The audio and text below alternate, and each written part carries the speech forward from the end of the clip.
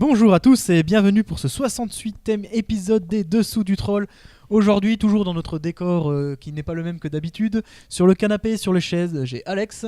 Bonjour. Arnaud. Salut. Vincent. Salut. Charles. Et je suis très content qu'on ait abandonné les chapeaux. Ah oui, on a enlevé les chapeaux parce que là, ça faisait mal à la tête. Oui, vous le savez, on enregistre à chaque fois 2 épisodes d'un coup. Le précédent était un peu capillairement indépendant. On va dire ça comme ça. Et le prochain, ce sera le 69. Et le prochain sera le 69. Pourtant, dans cet épisode, il va y avoir des petites filles. Du 69. Voilà. On va le dire comme ça. Alors d'ailleurs, justement, le planning de cet épisode, donc Arnaud va nous parler de Horde Hobbits. C'est dur à dire ce nom. Ouais, non, mais on dit que c'est comme ça. Hein. Ouais, ok, ça marche. Ensuite, Alex va nous parler de Barbarossa. Peggy 18. Peggy 18, oui, on prévient tout de suite. Charles nous parlera de Tashkalar. Tashkalar. Ça fait un peu nom de Stargate, un truc comme ça. Et Arnaud nous fera un dossier sur Perfect Imbalance dans le jeu de figurines. Français. Non, Troll. figurine. Troll.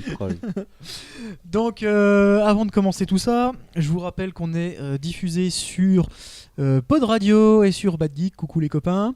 On remercie bien évidemment nos partenaires Exlic qui nous fournit en matériel, en soutien et en visuel. Et en présence. Et en présence. Ouais. Toujours là à nos côtés. La carte chance pour le prêt de jeu notamment qui nous permet de combler les trous quand on n'a pas assez de jeux pour faire les critiques. Et puis vous pouvez nous retrouver sur Facebook, Twitter, YouTube, Dailymotion, le site lesdessoudutroll.fr. Voilà quoi, c'est déjà pas mal. Ouais, ça me paraît bien. Allez, du coup, on commence cet épisode tout de suite avec Arnaud qui va nous parler d'un site internet parce que j'ai pas envie de dire le nom. Ouais, alors c'est Horde of Bit. En fait, c'est genre. Il y a un off. Ah, t'as pas mis le off. Ouais, bah. Voilà. Oh non, mais c'est le O, un petit peu à la O'Sullivan, toi, c'est machin de trucs. Ok. Bon, en gros, c'est un tas de bits. Donc en fait, c'était dans la lignée de Game Workshop adore se tirer des balles dans le pied. Alors attends, finalement Peggy-18 pour celui-là aussi. Voilà, donc dans la lignée Game Workshop adore se tirer une balle dans le pied, il y a 2 ans, ils ont refusé que des magasins vendent des blisters sous forme démontée. Des bits, des morceaux quoi. Et donc dans la foulée, en gros, criminaliser tous les revendeurs officiels qui le faisaient en disant bon bah si jamais vous vendez les blisters de manière séparée, on vous vend plus de blisters. Ce qui était un petit peu embêtant. Et donc là, c'est un site qui est spécialisé dans la revente de blisters plastique et métal de diverses gammes. Il y en a pas mal, notamment les plus grosses. Donc ils font le truc illégal de Game Workshop, c'est ça? Non, c'est pas illégal, c'est dans le sens où c'est déjà pas un revendeur officiel. Donc ils n'ont rien à craindre. Ok. Donc c'est un truc qui marche bien, il y a pas mal de choix, les prix sont tout à fait abordables et c'est sur hordeobit.com. Et ils font la livraison aussi en France? Ouais, c'est une livraison par lettre. En général, on en commande quelques grammes à chaque fois, donc c'est comme la drogue, ça passe bien. Voilà. Aujourd'hui, c'est le podcast de l'illégalité. C'est bien. C'est ça.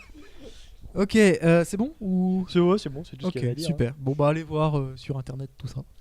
Donc Alex, tu vas nous parler de Barbarossa, un jeu avec des petites filles, de l'armée, des nazis, des Russes, enfin... Oui, c'est ça. Voilà. Barbarossa est un jeu de cartes comme Dominion. Donc c'est un jeu à construction de Évolutif. paquets. Non, pas du tout évolutif.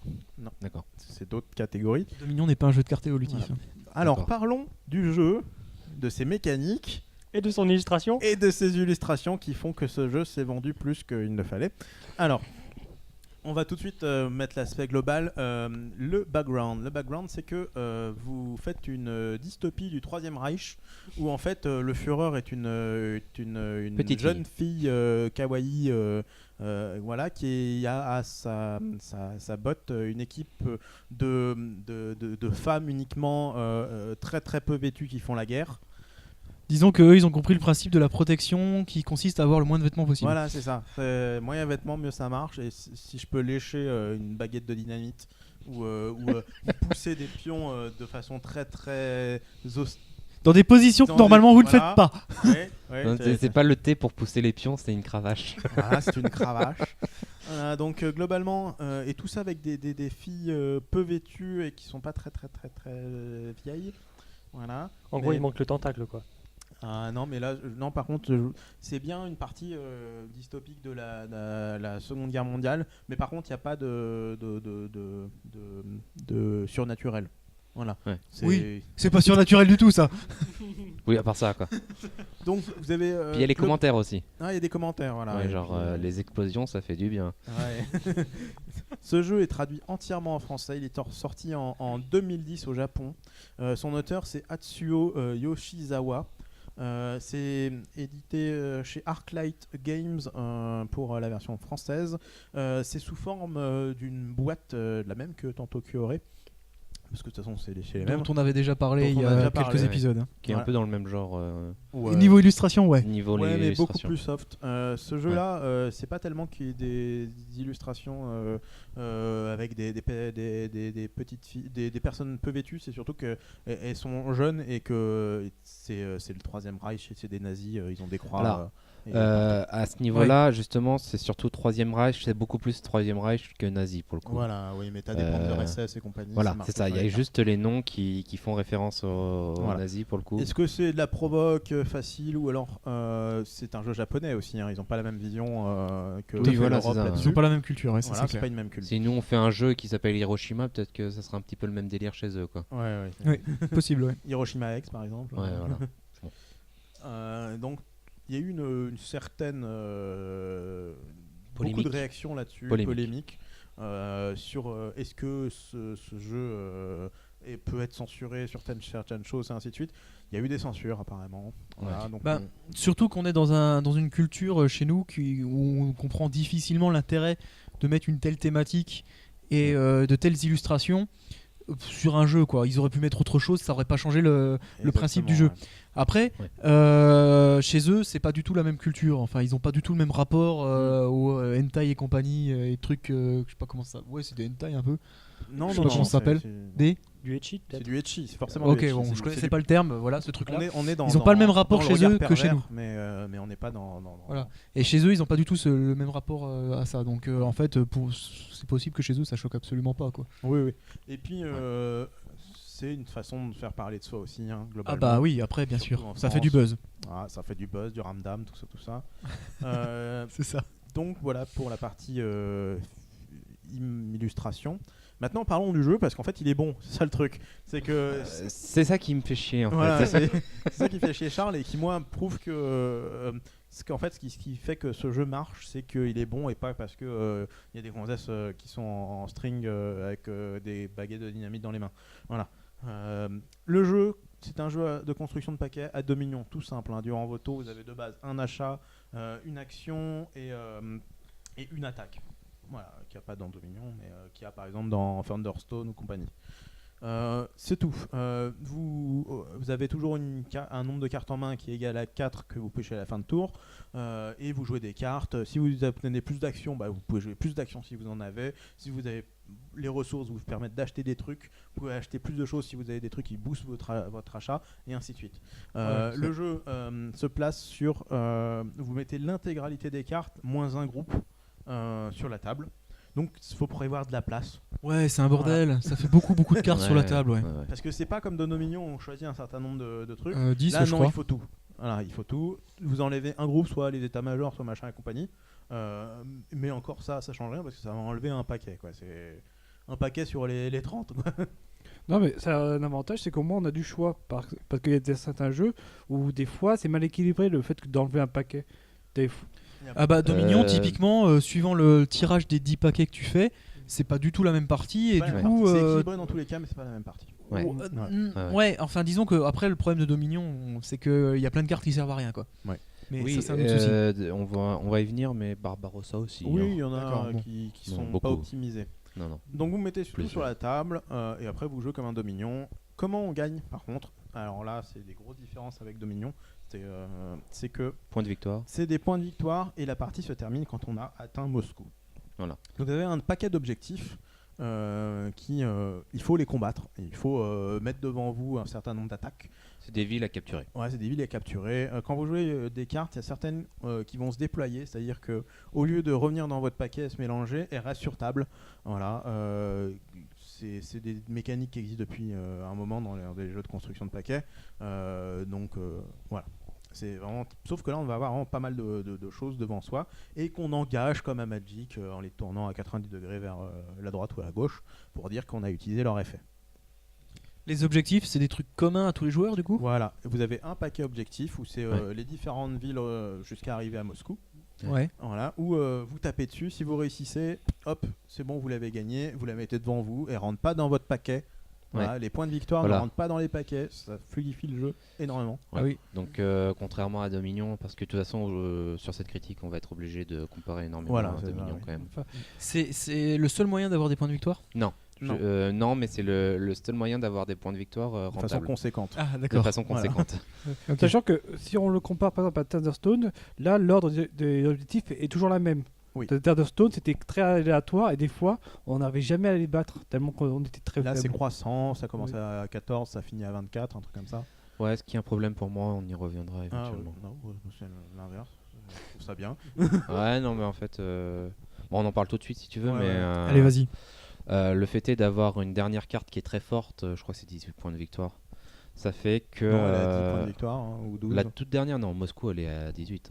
Non. Ça commence à 8, ça termine à 18, quelque chose comme ça, ou peut-être même plus. Non, peut-être même. Elle est à 24 de force, ça c'est sûr, mais elle doit rapporter 14 points de victoire maximum. Oh, je suis pas sûr. Ouais. Faudrait vérifier. Mais du coup, ça, vu que c'est croissant, bah le dernier à jouer, c'est celui qui aura la dernière carte, on est d'accord, puisque ça se termine comme ça le jeu. Et celui qui a la dernière carte a un gros potentiel de points de victoire. Alors que, en fait, il faut. Lui, celui qui a la dernière carte, on est d'accord qu'il va tout dépenser pour l'avoir, alors que ceux qui l'ont pas eu, ils ont encore un jeu actif, quoi. Et c'est une carte qui vaut énormément de points de victoire, donc pour moi, c'est quelque chose d'aléatoire. Non, je suis pas d'accord. C'est pas en prenant la dernière carte que tu vas gagner. C'est en prenant la dernière carte, c'est soit deux choix en gros. Parce qu'en gros, l'intérêt c'est que quand tu dis que tu dépenses toutes tes cartes, c'est que les cartes déployées, celles qui sont devant toi, de base, globalement, si tu les engages, ça te fait 1 d'attaque. Mais tu peux les défausser, c'est-à-dire les remettre dans ton paquet pour qu'ils se remélangent, pour faire un nouveau point. Donc il y a certaines cartes il y a aussi certaines cartes qui reviennent sur le plateau, qu'on dit déployer. Rapatrier, ouais. Rapatrier. Donc en gros, celui qui veut finir la partie, il engage tout, il remet tout à défaut, s'il a le plus d'attaques possible, il finit. Ouais, c'est ça. Voilà. Mais il va gagner ses points de victoire là, mais il n'aura pas eu ceux d'avant et ainsi de suite. Oui et non, quoi. Il aurait peut-être eu sa part de gâteau avant aussi, quoi. C'est pas dit. Les objectifs sont communs aux 2 joueurs. Aux X joueurs, ouais. Okay. C'est jusqu'à 4. C'est l'intérêt. Après, on pourrait techniquement jouer à plus, mais c'est pas intéressant. C'est la seule façon de finir le jeu, c'est de finir Moscou. Voilà. Les autres points de victoire qu'on peut avoir, donc je disais, taper à un objectif, c'est minimum 8 points de victoire. Acheter les plus gros tanks, c'est les tanks ce qu'on appelle, c'est ceux les unités les plus fortes. Donc c'est Panzer SS, tank de déploiement et compagnie. Il y en a 3. Il y en a 3, ils te rapportent 1 ou 2 points de victoire. Non, 1. Un seul. Un chacun, et ils coûtent 6, 8 et 8. Entre 6 et 8, ouais. Et par contre, ils attaquent très très fort. Ils font du plus 5 ou plus 7, quoi. Ce qui est énorme. Voilà. Mais par contre, quand on réussit un objectif, on perd ses tanks ou alors ses unités et ainsi de suite. Tout dépend de la carte. Tu perds les points de victoire ou tu les as gardés ? Non, c'est-à-dire que quand elles sont déployées, elles reviennent dans ton jeu. Okay. Voilà, tu es obligé de repasser, de les reposer, pour attaquer, ainsi de suite. Il y a aussi un point de victoire qui est disponible dans une petite zone d'attaque temporaire. Si on n'arrive pas à avoir l'objectif principal, on peut attaquer une zone frontière à côté, il y a deux paquets, où tu peux taper à 3 et tu récupères c'est le cultiste de Ascension. C'est ça, c'est complètement ça. Donc c'est la zone frontière et donc c'est un qui est à 3, l'autre qui est à 7. Celui qui est à 7, il te rapporte 1 point de victoire, et quand tu le défausses, c'est-à-dire tu dis j'ai pas envie de ce point de victoire là, tu réduis de 2 la force d'un objectif, et celui qui fait à 3 et par contre qui te rapporte 0 point de victoire, tu réduis de 1 la force d'un objectif. Voilà. Donc en gros, c'est durant des tours où tu vas pas taper les objectifs, tu vas taper ça. Parce que de toute façon, t'as un attaque par tour et tes trucs se détapent au début de ton tour. Oui, donc faut attaquer quoi. Oui, c'est un jeu très offensif. Tu peux pas gagner autrement qu'en attaquant. Ouais. C'est impossible. Non, mais tu pourrais dire je temporise pendant 2 tours pour cumuler ma force et attaquer. Mais tu peux pas en fait. Non. Donc c'est ces zones-là. Et après, il y a quelques points de victoire, des fois dissimulés dans d'autres paquets un peu spéciaux. Mais c'est voilà, c'est pas la fin du monde, quoi. C'est pas ce qui te fera gagner. Ouais. Donc au niveau du jeu, ce qui est bien, c'est que c'est extrêmement fluide. De pas avoir les points de victoire dans les paquets et compagnie, c'est un point positif pour les nouveaux joueurs parce que je sais que je joue énormément à Dominion. La notion de deck, ouais. Il y a une notion de présence de cartes inutiles dans Dominion qui est extrêmement importante dans le jeu et qui est une part énorme du game design. Enfin, c'est juste qui l'enlever pour dire le jeu est fluide. Non, c'est pour ça rend péter plein de stratégies, quoi. Ouais, complètement. Donc ouais. Là, c'est juste que dans ce cas-là, tu pioches moins parce que tu commences avec 4 cartes en main et c'est que des cartes qui ne feront. Tu vas pas enchaîner le nombre d'actions infinies comme tu en avais dans Dominion possible. Ah oui, où tu peux vider ton paquet. Là non. Quand tu pioches, c'est plus 2. Quand tu mets des trucs en déploiement, ils sont directement engagés, donc tu peux pas les utiliser. T'as maximum plus 1 d'action ou plus 2, mais ça fait rien d'autre à côté. Ouais. Tu pioches relativement beaucoup moins, t'as moins d'action. Mais par contre, tu vas plus mettre des cartes en déploiement pour grossir ton espace de jeu. Parce que t'as beau poser toutes les cartes, en plus, t'as un espace de jeu devant toi qui doit faire énorme si tu veux tout pouvoir poser. Ça prend beaucoup de place. Ouais. Donc ça, c'est bien. Ça. Après, au niveau de la lecture des cartes, les cartes sont relativement simples à comprendre. Voilà, il n'y a pas d'effet totalement craqué dans un sens où ça fait 15 000 choses à la fois. Il n'y a pas une carte qui fait tu poses ça, tu gagnes 2 actions, tu pioches cette carte, t'en défausses 2 et ainsi de suite. Non, la plupart du temps, c'est tu pioches 2 cartes, tu pioches une carte. C'est relativement basique, mais au moins efficace. Oui, la plupart des trucs que tu peux récupérer, enfin les gros chiffres que tu peux récupérer, c'est sur l'attaque. Voilà. Et c'est pas très orienté rebuilder, si j'ose dire. C'est pas un jeu à combo. Voilà, c'est pas un jeu spécialement à combo en fait. Voilà. D'accord. À ce niveau-là.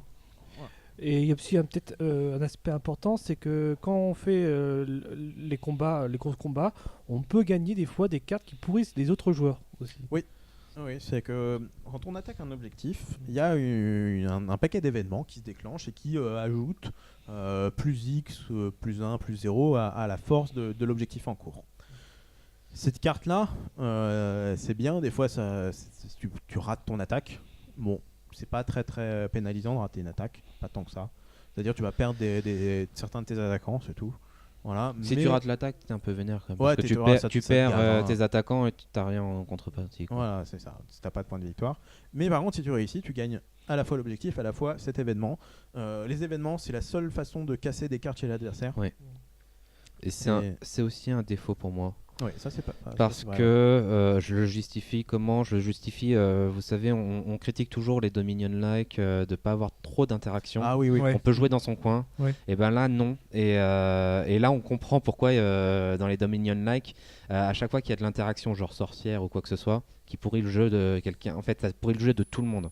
Oui. Alors que là, c'est vraiment concentré sur quelqu'un et ça peut vraiment le péter vénère, quoi. Oui, c'est soit des cartes qui détruisent une de leurs unités, soit c'est un truc qui va chez eux qui annule l'effet d'une carte et qu'il faut payer des actions pour et ainsi de suite. Donc non, c'est pas très simple. Non, c'est pas très simple. D'autant plus qu'il y a une carte où je suis pas d'accord en fait. Tu peux péter n'importe quelle carte chez le voisin sauf les tanks, sauf les objectifs, quoi. Voilà, c'est ça. En gros. Ouais. Mais tu peux péter un gros état-major à côté. Mais voilà, c'est ça qui me gêne, c'est que l'état-major qui coûte aussi cher que le tank, étant donné que l'état-major, c'est soit tu joues tous les états-majors ou t'en prends rarement qu'une, c'est compliqué quand même. Les états-majors, c'est ceux qui vont avoir pas mal d'impact sur le jeu au niveau du changement des règles. Ouais. C'est les cartes qui ont le plus de game text la plupart du temps. Ouais. Donc, ouais. Et au final, celui qui joue état-major pour finir, il va se retrouver avec des joueurs qui font je vais pas péter une unité qui coûte 1 alors que toi t'as un truc qui coûte 6 chez toi, qui te rapporte plein de trucs, etc. Oui. Et du coup lui il va se faire péter complètement par les autres joueurs, quoi. Parce qu'au final la carte qui détruit des cartes là c'est la même, que ça soit une carte pourrie que tu détruis, que ça soit une carte violente, quoi. Voilà, c'est ça. Oui, Ouais. voilà. D'accord. Donc, Et voilà, du coup, c'est un peu dommage. Quoi. Enfin, l'avantage, c'est qu'il n'y en a pas beaucoup en même temps, donc ça pète Oui, pas oui, trop si. le Si, jeu. il y en a 3 quand même. Hein. Et puis quand il y en a qu'un seul qui joue état-major, il se prend les 3 dans la tête. Ouais, mais il a pas qu'à jouer tout seul avec ta major. Bah ouais, non, mais c'est ça. C'est ce que je reproche en gros. C'est qu'on peut pas jouer vraiment état-major ni. En fait, ils ont mis une mécanique qui se fait péter, quoi, de base. Et j'ai une deuxième critique là-dessus, c'est que les cartes état-major, bon, déjà, les cartes de base, je trouve qu'il y en a beaucoup qui servent à rien. Ouais. Beaucoup de paquets que tu vas jamais les regarder, jamais les lire. Et état-major, il y en a des très très puissantes qui te permettent d'avoir une action en plus à chaque tour, Ouais, ça, typiquement. Et en plus de ça, celles qui sont relativement puissantes, eh ben, elles ont des points de victoire plus, quoi. Ouais. Je veux dire, elles ont 4 points de victoire de base, alors que celles qui sont nulles d'état-major, ou moins puissantes selon le contexte, eh ben elles ont pas de points de victoire, quoi. Je veux dire, Ouais, mais il y elles a sont disponibles qu'en un seul exemplaire, alors que les autres elles sont en 4 non, en fait, il y a exemplaires. plusieurs exemplaires dans l'état-major, Dans mais je veux dire, l'état-major, enfin, je comprends la Il y logique, a- c'est qu'il y a qu'un seul tas et que Voilà. tu peux en avoir accès que une par une. Oui, d'accord. Est-ce qu'il y a du coup un manque d'équilibrage dans ce jeu quand même? Ouais, mais c'est il y a un problème d'équilibrage sur les états-majors, c'est juste pour donner un peu de saveur un peu random à ce jeu. J'ai l'impression que c'est comme un canon de verre, l'état-major. Ouais. C'est assez puissant, mais ça peut être détruit facilement. Oui, Ouais, et puis ouais. c'est même complètement ça. c'est rien dans le jeu global en fait. Hein. Ouais. C'est même pas 5% du jeu. Donc, Oui, c'est qu'un paquet de cartes. hein, au et final. c'est l'état-major quand c'est conseillé dans la règle de pas l'utiliser pour les premières parties D'accord. et de le rajouter une autre fois plus tard quoi. C'est long comme partie? Alors oui, c'est long. Parce que Ouais, j'ai eu c'est l'impression long, quand je vous c'est- ai vu jouer que ça a duré assez longtemps quand même. Faut compter- C'est 2 fois plus long qu'un Dominion. Il faut compter une bonne heure et demie. Ouais. Avec explication des règles pour des personnes qui jouent de façon normale. Et par Ouais. contre, c'est vrai que le fait est d'avoir toutes les cartes accessibles d'un coup, ça rend une lourdeur sur le jeu. Voilà, ouais. Ouais, il y a une problématique, il faut lire toutes les cartes Il pour faut savoir lire ce que toutes tu vas les acheter cartes, et c'est long du coup. Ouais, c'est ça. C'est ça qui ralentit le Il y a jeu, une non? très grosse Ouais. enfin, il y a une lourdeur quand même sur le jeu. Parce que finalement, en nombre de tours de jeu et tout ça, est-ce que tu en fais beaucoup plus que dans un Dominion, une partie moyenne? Je pense Oui, oui. pas- Oui. enfin, je pense pas tellement. Je pense en que fait. tu dois faire 40 ou 45 tours de jeu. Ah, D'accord. je pense pas. hein. Pour le coup, Moi je je suis pense pas que t'en fais d'accord. au moins 40. Hein. Ouais. Mais déjà, il y a un truc que je voudrais élaborer là-dessus, c'est que tu joues à 2 joueurs ou à 4 joueurs, et il C'est y les a une mêmes différence. objectifs, C'est le même dispositif, c'est-à-dire Ouais. que dans Dominion, on retire des cartes quand même. Ouais. Oui. Sur chaque paquet, on est d'accord Oui. là-dessus. Et ben là, non. Et du coup, Sur le paquet des provinces. Ouais. il y a énormément de différences à ce niveau-là. C'est que Bah, une partie à deux, tu vas faire beaucoup plus d'actions finalement. Ouais, ça parce va que la pas partie être dure ça. aussi longtemps. va durer plus longtemps. termes et de du tours. coup, tu pourras faire plus de développement, alors qu'une partie à 4 va être plus courte en termes Ouais. de tours. Ouais. De tours. Non, t'as le même nombre de tours que tu joues à 2 ou à 4, c'est juste que quand t'es à 2, t'en fais plus que quand t'es à 4, puisque Voilà. t'en fais 2 fois plus. Le nombre Ouais, c'est global ça. d'actions Oui, des enfin. joueurs se répartit en fait. Ouais, d'accord. Est-ce que c'est pas du coup trop long? Non, je Non. sais bien. Non, ça va, ça se passe bien Alors, quand même. Maintenant, on va Ouais, parler c'est- de c'est notre amusant, ressenti là-dessus. Ouais, vous avez c'est- un petit peu de temps. Voilà, Allez-y. c'est un bon jeu. Comme la réflexion que Charles a eue en tout début en disant quand on y jouait, il fait ah mince, on joue avec des petites filles. Au bout de 40 minutes de jeu, tu regardes plus les images. Hein. Ouais. Non, T'es honnêtement, oui. concentré sur ta stratégie. C'est Ouais, mais c'est comme dans tous les jeux en fait. Voilà, les mais- illus, mais- tu les regardes plus. après. le que côté ça, hein, provoque, c'est- tu voilà. l'oublies. hein. Mais par rapport à Tanto Kyore, Kyore, quand même, tu t'amuses quand même encore avec le thème. Là, non, c'est un peu Ouais, là, moins. Ouais, c'est peut-être aussi C'est un peu notre plus culture. transparent, on va C'est dire. peut-être aussi notre culture. Parce que par peut-être rapport à que ça. parce que dans Toto Kyore, t'as un peu le thème qui est rappelé dans le jeu. Enfin, Oui. ça fait partie de la mécanique du jeu, alors que là, finalement, Ah, là, on l'illustration, pourra tu t'en attaquer tapes. des démons ou n'importe quoi. Ouais. Tu t'en tapes. Là, en plus, t'attaques des villes. Enfin, ça a aucun impact. Oui, Donc, bah, c'est- ça pourrait être des militaires classiques. Voilà, ouais. Ouais, pareil, donc quoi. ça- Oui, oui. Et c'est par rapport à moi, on a bien compris que j'essayais de nuancer un peu les propos, mais c'est un très bon jeu quand même. Oui. Peut-être une critique qu'on n'a pas évoquée, c'est la rejouabilité que je trouve un peu Ah ouais, limite. ça, par contre, c'est Parce pas que du coup, extraordinaire. on joue toutes les cartes d'un coup et il n'y a pas de stratégie qui se renouvelle à ce niveau-là. Moi j'ai une autre critique. Je aussi. trouve que c'est un jeu très puissant en première partie ou deuxième partie, mais qui perd très vite de son souffle en fait, Ouais. malheureusement. Ouais. Voilà, ça c'est mon ressenti. Arnaud, vas-y. Ouais, c'est au niveau du graphisme. Pourquoi est-ce qu'ils ont pris deux illustrateurs différents pour chaque force? Ils en ont pris. Il y a beaucoup d'illustrateurs en fait. Ah. Voilà. Il y a un Oui, on colloque de constate 10 qu'il y a certains personnes. dessins enfin, il y a des traits qui sont différents sur En fait, les il y a dessins. des- ouais. c'est du style manga en fait. Et vous avez le style manga récent sur les cartes d'unité et un style manga assez vieux qui est un peu dépassé pour la Russie. Pour la Russie, ouais. Voilà, globalement. C'est un peu orienté, quoi. Ouais. Ok. Allez, un mot pour conclure là-dessus. Un mot qu'on conclure. S'il est réédité un jour sans l'aspect petite fille, il sera toujours aussi bien. Mais pour le moment, il est vraiment très bon. Des jeux de construction de paquets, c'est pas trop dur, mais celui qui est sorti récemment, c'est le mieux. Ouais. Voilà. Bon, bah voilà. Parce que Thunderstone, il était vraiment bancal. Ascension, finalement, il est tellement random. Là, Ouais. on est vraiment dans quelque chose qui a réussi à montrer qu'on peut faire avec la mécanique de Dominion quelque chose de neuf.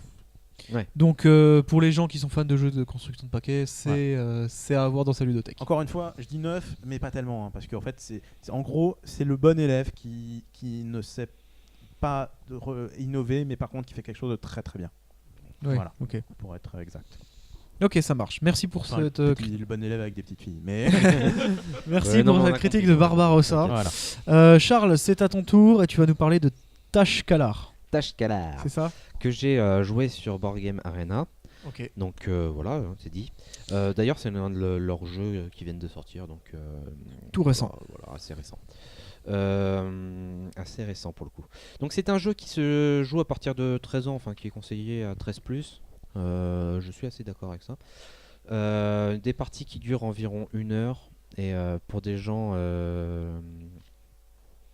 qui sont un peu pointilleux. Alors justement là-dessus, je vais vous expliquer en fait la nuit. Il y a une nuance sur la durée du jeu qui me gêne un peu. Ça se joue de 2 à 4 joueurs et ça coûte dans les 40 €. Voilà. Donc, alors 2 et 4. Je crois que ça se joue pas à 3 pour le coup. Voilà. Alors, en termes de packaging, je l'ai pas vu, mais par contre, les illustrations sont très correctes, assez sympas. Et donc, on va rentrer très rapidement dans le but du jeu et les mécaniques et tout ça. C'est un jeu à points de victoire, hein, pour changer. On aime les points de victoire. Non, ça marche bien, hein. Bah oui. Et comment on récupère des points de victoire? En faisant des objectifs, hein, ou éventuellement en faisant arriver sur le plateau des créatures légendaires. Alors, je vais vous expliquer quand même parce que c'est très particulier et ça va être très imagé. Je vais essayer d'être le plus imagé possible pour qu'on puisse comprendre. C'est un jeu en fait qui se déroule sur un espèce de damier à la jeu de Go ou jeu d'échecs si vous préférez. Ouais. Où on pose des pions. Alors on pose des pions qui ont différentes valeurs. On pose des pions qui ont une valeur de, je me rappelle plus exactement les termes, mais disons une valeur de 1 tout simplement, le pion quoi. Après il y a des pions qui sont un peu gradés, genre général, qui ont une valeur de 2. Et il y a les créatures légendaires qui sont le must et qui voilà, ils ont une valeur de 3 on va dire. Donc, dans votre tour, vous allez avoir plusieurs choses à faire. D'abord, vous piochez un nombre de cartes pour arriver à 5, il me semble.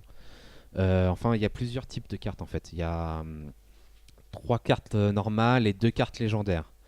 Ou 5 cartes normales et 2 cartes légendaires, je sais plus. Mais en tout cas, vous avez un certain nombre de cartes que vous piochez. Et donc ces cartes auront des artefacts, si j'ose dire. Elles vont vous demander d'avoir une certaine forme posée sur le plateau. Alors je m'explique.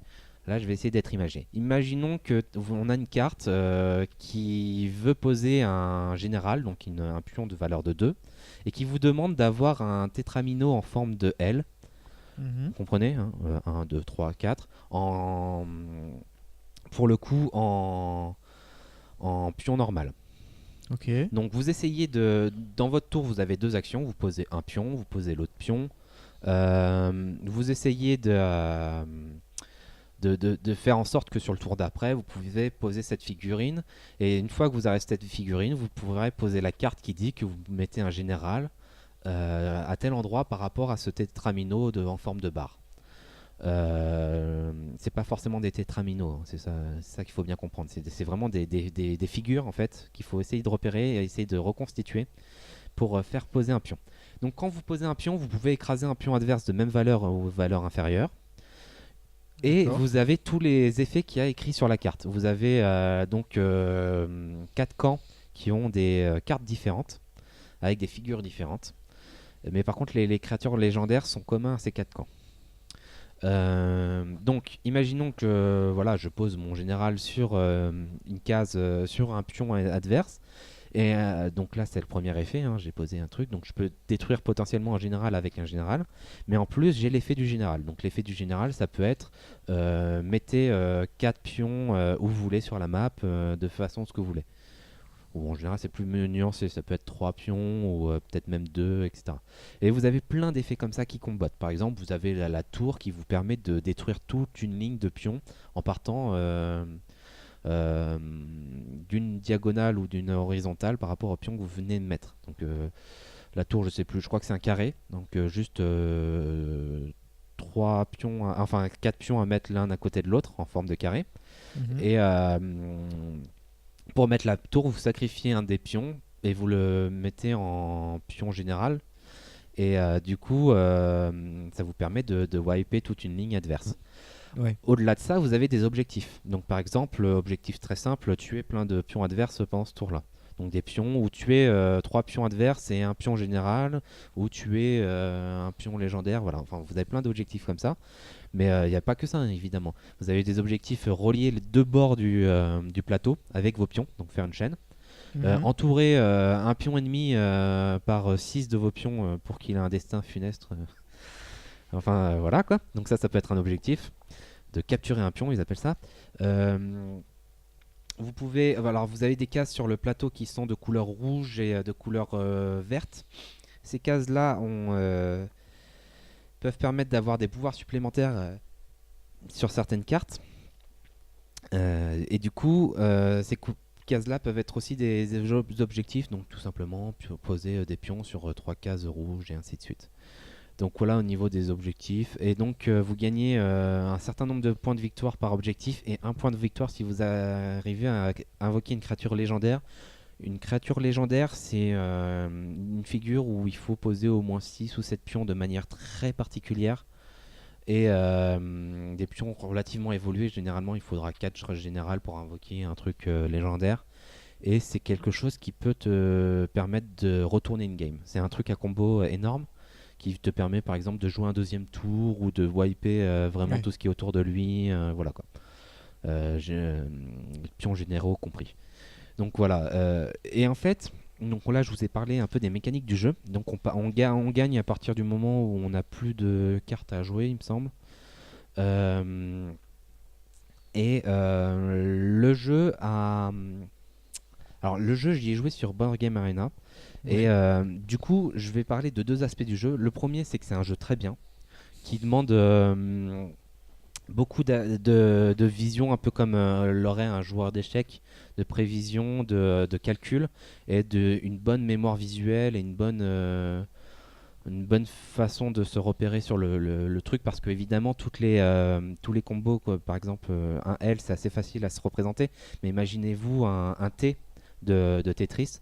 On peut le voir dans tous les angles possibles. Oui. Et il y a même des trucs assez vicieux, c'est qu'il y a des cartes, voilà, ils sont décrits d'une certaine manière, mais vous pouvez le voir aussi en géométrie, en symétrie. Donc il faut avoir être assez à l'aise visuellement pour jouer vite, j'ai envie de dire, et arriver à comboter.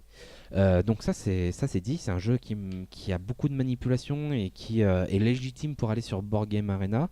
Oui. Mais il y a un problème sur Board Game Arena, c'est que ce jeu est campé par des gens qui jouent de manière très professionnelle, quoi. C'est vraiment le top level et qui dégoûte complètement les autres joueurs, quoi. C'est-à-dire que c'est des joueurs qui vont pas hésiter à prendre un maximum de temps à faire 20 minutes avant de jouer un coup, en mode joueur d'échecs très pro, quoi, à essayer de comboter tous les trucs. Sur Board Game Arena, il y a un truc qui est vraiment dommageable, c'est qu'on peut revenir en arrière.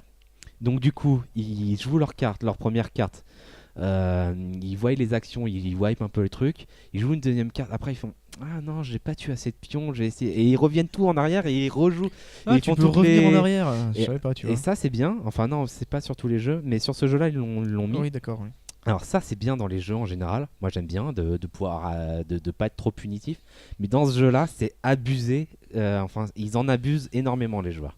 C'est-à-dire qu'ils vont vraiment essayer de faire tous les combos possibles et de voir comment te wiper, etc. Ouais, pour éviter de calculer eux-mêmes dans la tête. Pour éviter de calculer eux-mêmes dans la tête. C'est pas bien. Ouais, c'est ça. Et du coup, t'as vraiment une catégorie de joueurs qui campent le jeu de manière assez violente. Et des parties qui sont longues et que t'as pas spécialement envie de jouer en mode sérieux, quoi. Ouais. Donc voilà, c'est un peu le problème que j'ai sur Board Game Arena. Je leur propose d'enlever ce bouton-là. je leur suggère d'enlever ça réglera une partie du problème, parce que là, actuellement, il y a vraiment que les bons joueurs qui jouent au jeu. C'est-à-dire que tous les autres joueurs, moi j'ai essayé d'y jouer, j'ai fait une dizaine de parties, c'est vraiment compliqué, quoi. Le temps de réflexion en total, ça dure combien de temps pour chaque joueur? C'est modulable sur Board Game Arena. Oui, mais justement, c'est combien en général en moyenne? En général, c'est 5 minutes par coup. Tu rajoutes par tous les coups. T'en as pour 2 heures. T'en as pour 2 heures facilement. Enfin, ça peut vraiment durer. Donc, le temps conseillé sur ce jeu-là, c'est 40 minutes. Mais ça peut facilement monter avec des joueurs qui veulent jouer en mode échec, en mode je calcule tout, je joue ma vie, quoi. Donc voilà. Donc ça peut être un peu chiant. Tu viens de décrire un jeu le premier aspect, c'est accessibilité 0, quoi. Donc en fait, je pense que le bon plan, c'est de l'acheter avec des potes et d'y jouer en first try, quoi. Je pense que ça marche mal sur Board Game Arena et qu'effectivement la version plateau doit être très amusante. Parce que faut voir des figurines. Le gars il te fait des remontées énormes à base de j'ai 2 pions sur le plateau et je te wipe tout parce que je combote. Il y a une mécanique qui est très violente avec ce jeu et que j'adore, c'est que plus t'es derrière, plus en fait t'as des cartes, plus t'es derrière, plus t'auras d'action. Bah oui. Enfin. Et du coup, c'est pas Snowball, quoi. C'est pas du tout Snowball et ça fait vraiment un peu, si vous voulez, une partie idéale de ce jeu-là. C'est un peu comme un épisode de Yu-Gi-Oh! Tu vois, c'est le héros, il a rien, il défend et tout. Et à la fin du truc, il fait non, je crois en mes cartes et il pioche la bonne carte et il fait tac tac tac tac tac et je te défonce tout. Et c'est assez jouissif d'être dans ce genre de cas, quoi. Donc voilà, pour moi c'est un très bon jeu. C'est un très bon jeu qui souffre de sa plateforme Board Game Arena, mais en jeu plateau, je vois pas pourquoi il serait pas bon, quoi. Donc, ok, voilà. Très bien. Et est-ce que c'est très abstrait comme jeu ou ouais, assez abstrait. C'est des monstres qu'on invoque, mais sur un plateau de co. Sur le plateau, c'est des billes. C'est des billes, ouais. Ouais, d'accord. Enfin, c'est des jetons qu'on retourne, voilà. C'est très abstrait au final. Ok. Arnaud, c'est à ton tour de nous parler, de faire un dossier sur la Perfect Imbalance dans le jeu de figurines français. Magnifique. Donc la Perfect Imbalance. D'abord, qu'est-ce que c'est? Alors je pense que vous connaissez tous, c'est un jeu balancé. Autrement dit, un jeu symétrique où les deux joueurs ont les mêmes chances de remporter la partie. Plus ou moins symétrique. Ouais, alors justement, je vais y venir. Ils ont les mêmes chances de remporter la partie. Ils ont les mêmes pièces en face d'eux, typiquement les échecs. Alors ça, tu vas te faire engueuler. Justement, j'ai fait un dossier là-dessus. Je veux dire, c'est un des jeux les plus balancés que j'ai trouvé, mais en fait la balance pure n'existe pas. Si, c'est les Shifumi. Non, mais ne serait-ce qu'un jeu en temps réel où tu joues exactement le même camp. Effectivement, dans les échecs, il y a le concept d'ouverture qui fait que la personne qui joue en premier, d'après les stats, a en général 10 à 20% de chance de gagner. Bon, en tout cas, a plus de chance. Les personnes qui ont y a un site qui ressemble toutes les stats de joueurs d'échecs d'un certain niveau, et 10% des victoires, voilà, les matchs qui ont bref, les personnes qui ouvrent ont 10% de chance de gagner en plus. Bon, voilà, c'est l'idée. À haut niveau. De la même façon, les petits chevaux qui sont normalement un jeu un peu balancé, il y a toujours la personne qui commence en premier, mais du coup ça c'est linéarisé via le hasard, via les lancers de dés, la règle des grands nombres, qui au bout d'un moment, ton avantage il commence à diminuer au fil des tours. Ouais. Et par contre, un jeu balancé mais totalement broken, j'ai pensé à la poule au renard. Tu sais, un des jeux qu'on avait fait qui datait du 14e siècle, où là, en fait, il y a une possibilité de victoire octo de la part d'un des deux joueurs s'il applique une stratégie parfaite. Voilà. Donc, les jeux balancés, c'est bien. Le problème, c'est qu'il y a des stratégies fixes. Et qu'en fait, c'est des jeux qui tendent à être basé sur la compétence uniquement, mais voilà. C'est le skill, mec. C'est la connaissance du jeu. C'est le skill jusqu'à un certain point. Et donc, il y a une autre école qui consiste en fait à déséquilibrer un petit peu le jeu pour le rendre un petit peu plus fun. Donc la Perfect Imbalance, c'est un mécanisme de création de jeu. Je vous conseille de regarder une vidéo qui a été réalisée par Extra Credit sur YouTube, qui l'explique vachement bien. C'est en français ou en anglais? C'est en anglais, mais il y a des sous-titres. D'accord. En gros, c'est le même concept qu'on retrouve dans certains jeux stratégie, type StarCraft, dans des MOBA, genre League of Legends. Attention, StarCraft, jeu équilibré. Attention, Non, terrain dangereux. Je parle pas de jeu équilibré, je parle en fait d'un concept où chaque joueur commence avec un set de compétences différents. Eh oui. Magic, par exemple, où des joueurs vont jouer avec des decks qui n'ont rien à voir entre eux. Et notamment le jeu de figurines, ça va être le sujet. Donc déjà, le but, c'est d'être un petit peu plus fun qu'un jeu trop rigide. Ensuite, c'est d'inclure une notion de rejouabilité, en fait, où on a une combinaison, on affronte une autre combinaison, mais ça se trouve avec ma combinaison actuelle, mon prochain adversaire aura une troisième combinaison qui n'aura rien à voir. Et du coup, la partie sera totalement différente. Qui dit partie différente, dit aussi je pourrai avoir ma propre stratégie. Ouais. Voilà, ça dépend vraiment de ce que j'ai sous la main, ce que je choisis, donc mes possibilités sont quasiment infinies. Et surtout, ça permet d'avoir un apprentissage assez agréable. Dans le sens que si je reprends les échecs comme exemple de jeu balancé, je sais que vous me regardez bizarrement, en gros, un débutant face à un grandmaster, il va se faire latter la gueule. Un débutant face à quelqu'un qui a un petit peu de bouteille, il va se faire latter la gueule. Donc, globalement. Là, en fait, l'apprentissage tout au long de l'apprentissage, on va avoir une chance de battre des joueurs plus expérimentés. Tout d'abord, la chance. Genre si on tombe sur un match-up extrêmement chanceux pour nous, où par exemple notre armée est fait pour tailler le type d'armée que je rencontre, et c'était pas prévu, mais voilà, genre je vais avoir un petit avantage. Et aussi parce qu'en fait on est face à un nombre assez important de références. Donc pour en donner un ordre d'idée, sur de l'escarmouche on est à peu près à 200-300 références. Quand on va sur le jeu de bataille on est plus dans les 500, 600, 700. C'est quoi que tu appelles référence, c'est une figurine. Chaque figurine en général possède entre 4 et 10 effets qui se coulent. Ouais. Donc en fait, en plus qu'ils combattent entre eux, bref, c'est impossible d'avoir une balance là-dessus quoi. Si, c'est possible d'avoir une balance, j'y reviendrai parce que c'est une balance de groupe, mais c'est difficile qu'un joueur ait une connaissance totale du jeu. Bon là tu parles, ou alors une connaissance totale, il fait du compétitif, il fait du championnat, mais c'est une autre catégorie ça. Mais en gros, on a très peu de... En général, l'adversaire va avoir très peu de connaissances sur ton propre jeu, alors que normalement, les troupes que tu sors, toi, tu es censé les connaître un petit peu mieux que lui. Ce qui fait qu'en fait, tu as toujours un petit avantage, ce qui fait que même avec une petite différence de niveau, tu peux arriver à avoir une chance. Et en plus, c'est joué dans un temps limité, ce qui fait que la personne peut toujours faire des erreurs. Et en fait, c'est ces erreurs qui va permettre d'avoir un apprentissage agréable. Ouais. D'accord, oui. C'est un point de vue totalement personnel. Hein. Et donc ouais, en gros, dans un premier temps, on va jouer des stratégies faciles. Je vais faire du spam d'unités vachement puissantes et pas chères.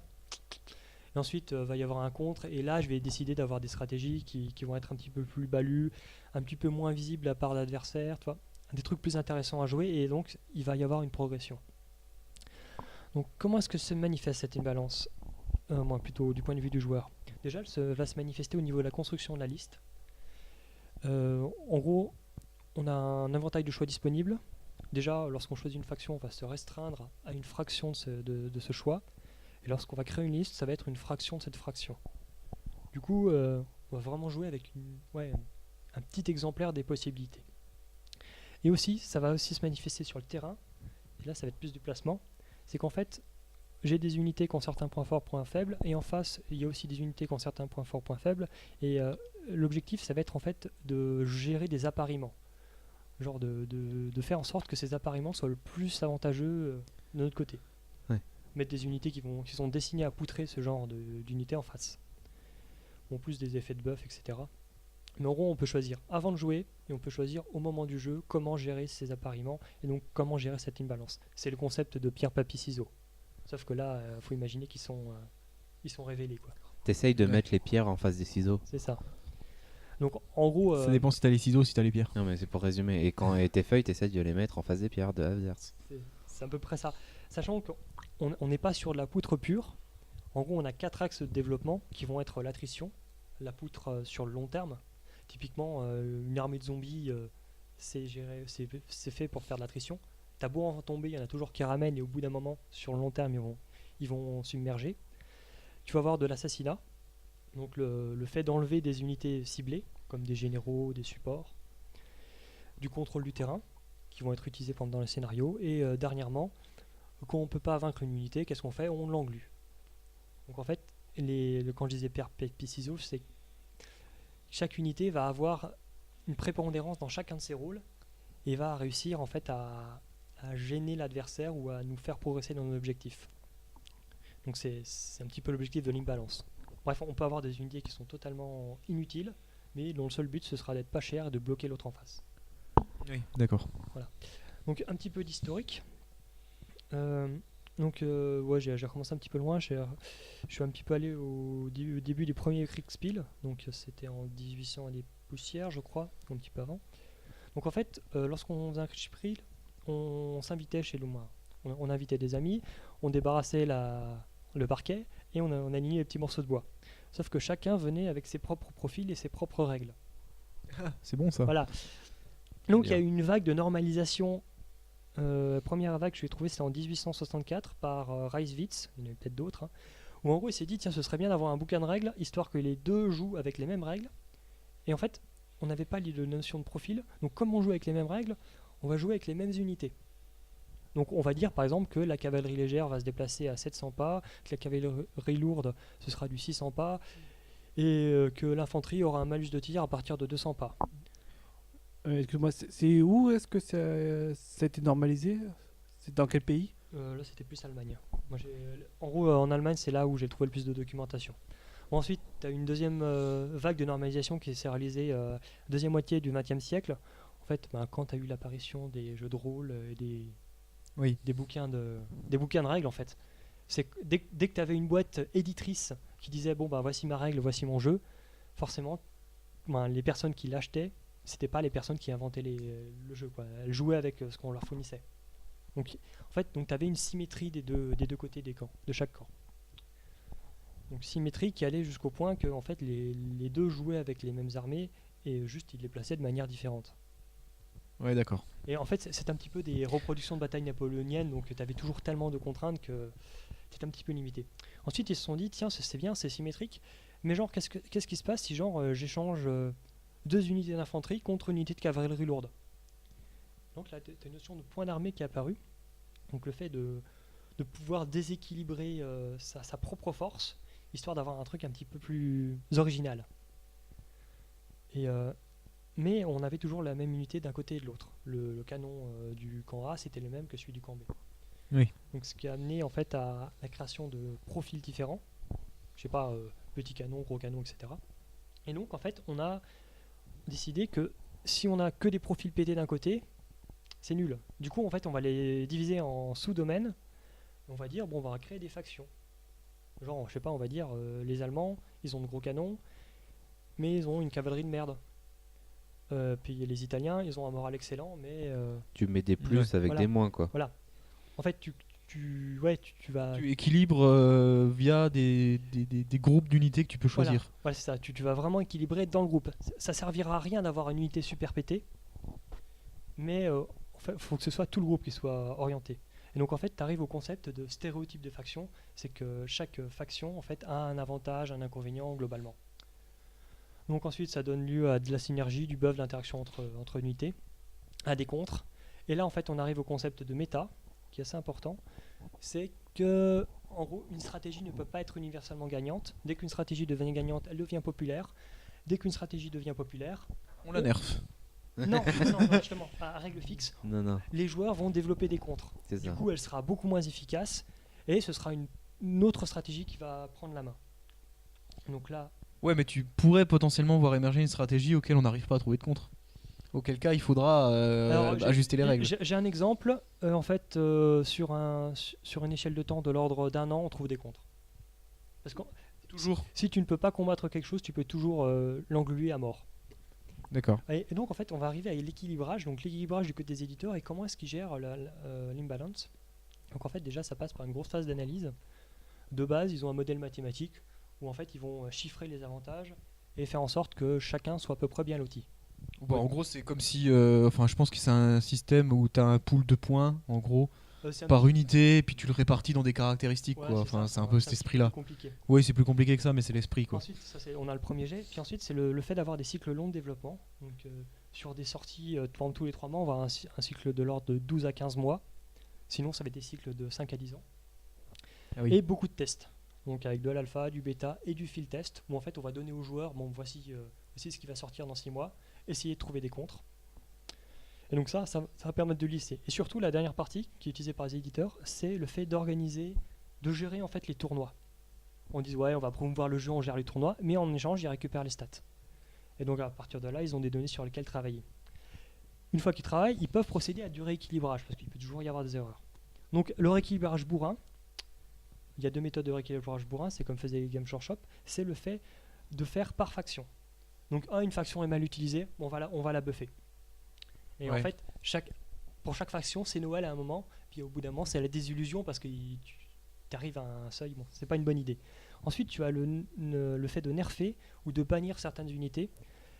Ça, c'est quelque chose d'extrêmement difficile à appliquer en jeu de figurines, tant du point de vue de l'attachement en fait, au matériel, de l'investissement joueur, et c'est pas cool.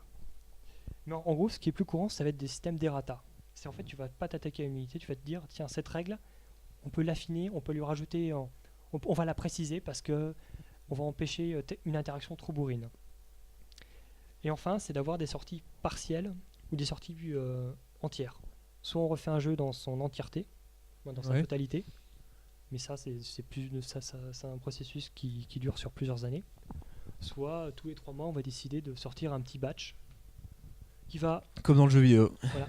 Non, l'idée c'est pas tellement de rééquilibrer, c'est d'offrir d'autres opportunités, mais en fait, c'est que ça reste dans l'idée du stéréotype de faction. Oui, et puis dans les jeux de figurines ou les jeux de cartes, il faut comprendre que les joueurs ont mis de l'investissement dans des figurines, des cartes, des règles, et qu'il est plus ou moins hors de question de leur modifier ce qu'ils ont déjà acheté. Donc je m'exprime pour des cartes de figurines par exemple. Si y a une stat qui est beaucoup trop forte, c'est un impact d'éditeur de modifier une valeur sur cette fiche ou cette carte, c'est pas applicable. On n'est pas dans le jeu vidéo où une modification s'applique à tout le monde. Là, il faut refournir à tout le monde ou alors dire à tout le monde que ça a changé. T'arriveras toujours à un tournoi ou un truc où le mec ne sait pas. Ouais. Voilà, donc on est... En plus, c'est compliqué de lui dire ta figurine à 500 €, elle est moins puissante. Quoi. En fait, du coup, tu arrives en fait à un système détourné où la figurine elle est puissante parce qu'elle utilise des règles génériques. Ouais. On va peut-être changer la règle générique pour empêcher cette interaction ou fournir une unité de puissance équivalente mais qui fasse un autre rôle dans chaque faction. Et donc accentuer le stéréotype de chaque faction sans l'accentuer vers la puissance mais vers un truc plus subtil. J'ai une question, tu as des exemples concrets récemment alors dans le temps qui me reste, je peux te citer Bradigus sur War Machine. En fait, c'est un caster qui sort une armée qui est quasiment indestructible. Et en fait, la majorité des contres en cours, c'est bon, on va le bloquer dans un coin. On va sortir plein de trucs qui puissent pas taper. Enfin, le joueur n'est pas le temps de jouer assez vite pour le taper. Mais en fait, c'est un truc assez nouveau qui date de quelques mois. Donc ensuite. Je pense que dans les prochains championnats assez importants, il va être dans quasiment toutes les listes. Et puis ensuite, l'année prochaine, il sera oublié parce que forcément, tout le monde viendra avec sa liste anti-Bradigus. Voilà. Et donc justement, comment donc on a l'analyse, on a le rééquilibrage de la part d'éditeurs, mais aussi on a une autorégulation de la communauté. En fait, c'était ce que j'étais en train d'aborder. Déjà, on a chaque club en fait a une méta locale.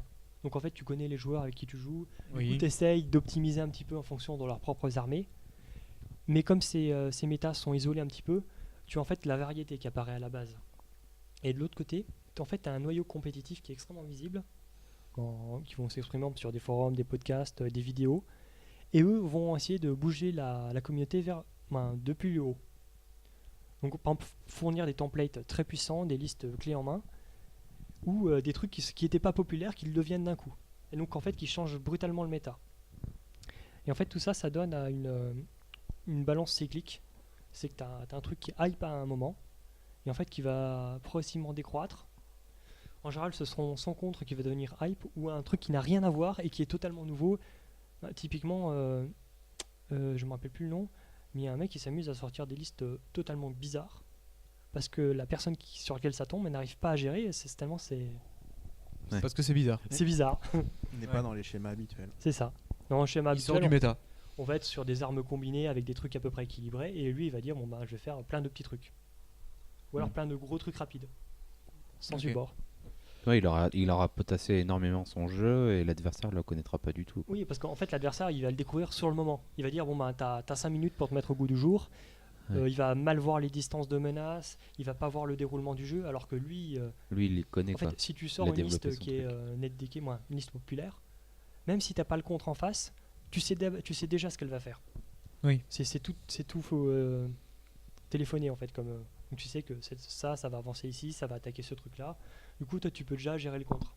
Alors que si tu arrives avec un truc totalement novateur, ben t'as un petit avantage. Ouais, l'effet de sur. C'est ça. Ok. Et ça se vend aussi ou pas des listes? Enfin, c'est totalement gratuit ou il y en a qui le vendent? Je vais sûrement Alors, faire la même chose, mais Figurine, c'est il assez faut gratuit. considérer qu'une liste de jeux n'est jamais privée dès que tu D'accord. commences à la jouer. Ouais. Voilà. C'est dans tous les jeux de cartes, dans tous les jeux de figurines, dès que une liste est jouée à un moment, elle est publique. Ouais, c'est normal. Voilà, c'est très difficile à faire comprendre aux jeunes joueurs qui arrivent avec leur paquet de cartes Magic en disant ouais mais tu connais pas mes cartes et lui dire que et que à la fin, dès que tu le joues, ça devient public d'une certaine façon. Et puis il y Voilà. a des joueurs qui aiment pas qu'on les copie. Voilà, alors c'est une histoire d'une espèce de parenté bizarre sur 50 cartes ou 50 figurines qui a pas lieu d'être. Voilà, Ouais, tout à fait. Est-ce que tu as fait le tour de ton dossier? Je pense que oui, on a fait le tour là. Très bien. Eh ben merci, c'était fort passionnant. On se retrouve la semaine prochaine pour le shortcast, dans 2 semaines pour le numéro 69. ouais. Et voilà. On aurait dû garder Barbarossa pour le 69. Ouais, mais on s'est dit Non, que ça le faisait pas.